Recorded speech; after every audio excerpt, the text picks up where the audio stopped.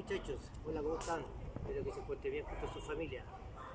Empezamos un nuevo trabajo, vamos a hacer un calentamiento en el triángulo. Recuerden, movimientos ustedes van inventando ya movimientos ya adquiridos ya durante todo el entrenamiento, solamente en este espacio. Yo aquí solamente voy a hacer una demostración, voy adelante, paso por detrás, retroceso, lateralidad, voy de nuevo acá y me mantengo así continuo, unos 10 minutos, voy acá, puedo pasar de aquí hacia acá, lateralidad, me devuelvo, voy de acá, de nuevo lo mismo, me devuelvo, me voy al otro lado, me devuelvo de nuevo, me voy de nuevo acá, paso por delante y por detrás, lo mismo, acá, acá, sigo trotando, paso por detrás, retroceso, vengo acá, lo mismo, voy lo mismo acá y acá.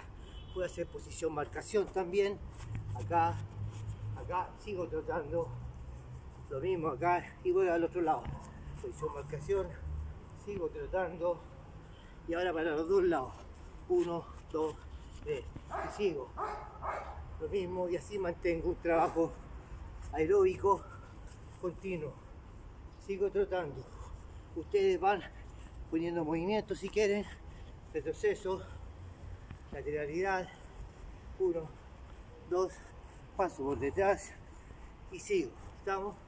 Y así lo hacemos continuo, ¿estamos muchachos?